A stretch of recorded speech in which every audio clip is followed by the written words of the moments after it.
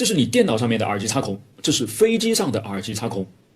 这是普通的耳机插头，这是飞机上的耳机插头，看出区别来了吧？飞机上的耳机要用2根棍插进2个洞里面才行，所以这到底是为什么呢？我问了一下 GPT 啊，他告诉我这3点原因。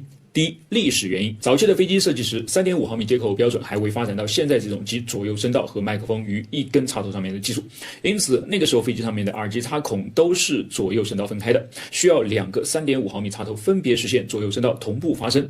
你看这个头啊，左右两边都各只有2段，而不是标准头上的3段，所以每边负责1个声道。GPT 说的没毛病啊。第二点原因是音质考虑，飞机上面的耳机插孔采用的是平衡口，而不是现在常见的单个 3.5 毫米耳机口。平衡口可以分别输出左右2个声道的音频信号，相比起普通 3.5 毫米耳机接口，音质更加优。